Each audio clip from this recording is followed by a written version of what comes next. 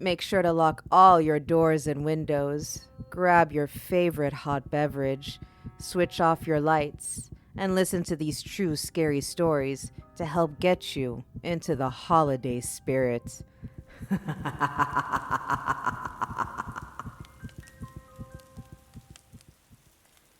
She didn't tell me someone died there. One summer, during college, I took a job as a counselor at a girls' scout camp. I was in charge of a cabin full of girls that would change from week to week as new campers came in, but I stayed in the same cabin all summer. As time went on, I noticed weird stuff happening. Girls complained of nightmares, which I thought was normal, except that all the girls seemed to be having the same nightmares. They all talked of a mean old man who had a scar on his face and chased them through the camp up to the cabin, where they locked themselves inside while he banged on the doors and windows.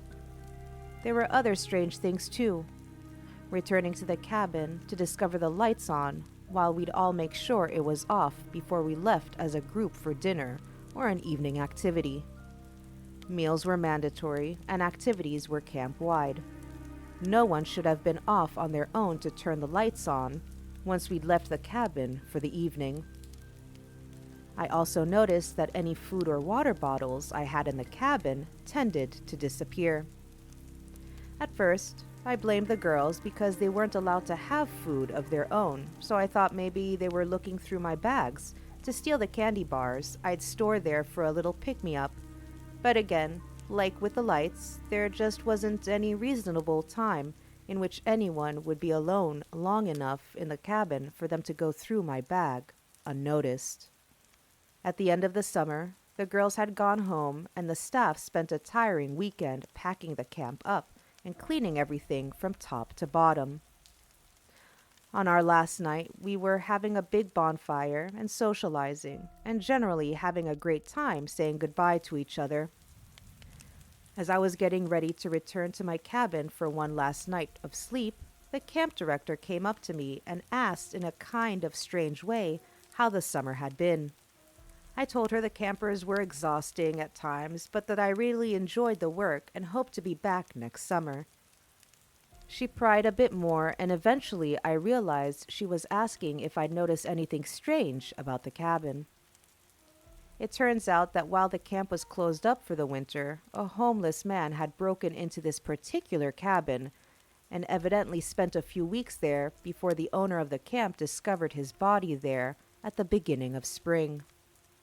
The camp director even came with me back to the cabin, where she pulled one of the bunk beds away from the wall and showed me a number of lines that had been carved into the wall. Tallies they thought meant he was tracking each day that passed. I did go back to the job the following summer, but on the condition I was assigned a different cabin. A bad feeling. In 2002, I moved to Los Angeles, was living in my first apartment alone. I didn't have a lot of money, and my neighborhood wasn't that great, but it seemed safe enough and I was excited to live in a place alone, so I figured I could handle myself. One morning, I got ready for work, grabbed my bag, and went to head out the door, but the door wouldn't open. At first, I thought I'd forgotten the lock was turned, so I double-checked it a few times, but the door was totally stuck. I freaked out, suddenly claustrophobic in the small space and annoyed that I was going to be late for work. I picked up the phone to call my landlord when I heard gunshots outside. I ran to the door and it pulled open smoothly. I thought better of it and shut and locked it again, waiting for the police to come before I opened it again. Later that day, I found out there had been a shooting directly in front of my building, at exactly the time I would have been walking out the door. I wasn't the intended target, obviously, but I think someone was watching out for me, making sure I wouldn't get caught up in someone else's violence. The man in the window. I used to have a weekly overnight babysitting job for a couple who frequently spent nights in another nearby city, caring for one of their ailing parents. It was an easy gig because they only had one kid who was 8 years old and pretty independent. I just played with him for a few hours and got him ready for bed, and then got paid for another 14 hours while I watched TV, raided their fridge, and slept. The one thing I hated about the job, however, was the house.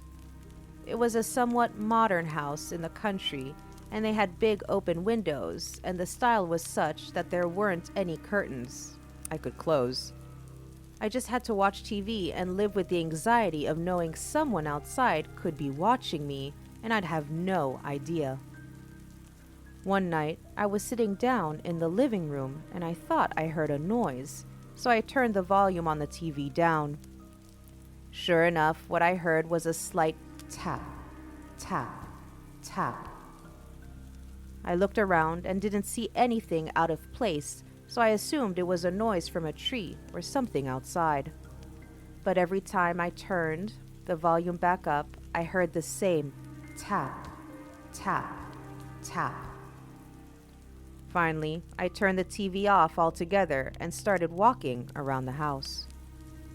As my eyes adjusted to the darker room, I saw a man outside the window, fingernail pressed to the glass, making that tap, tap, tap noise, and smiling at me. I freaked out and sprinted upstairs to check on the kid, but the worst part was that there wasn't a phone upstairs, so I eventually had to creep back downstairs to grab a phone and call the police. I tried to avoid looking at the window, but I snuck a glance, and he was still there, just watching me calmly. I locked myself and the kid into his bedroom and waited for the police. They never found any trace of someone around the house, and I suspect they thought I was some kid playing a prank, but I know the person I saw was a full-grown man, and that he just stood there enjoying the fear he caused me to feel. Unexpected company. I went to my mom's house in the middle of the day to pick up a sweater I'd left there a few days earlier. She was at work, but I often popped in to pick up something or leave her some vegetables from my garden for her while she was at work. When I walked in the door, there was an elderly man seated at her breakfast table. He looked up and smiled at me, and I assumed my mother was home from work that day and entertaining a neighbor for breakfast. I smiled politely and said hello and explained I was just grabbing a sweater. I then walked out the door and sent a text to my mom on my way to work saying I'm sorry to have missed her and interrupted her breakfast company. She called me back freaking out because she was at work and had no idea who was in her house. The message in the closet.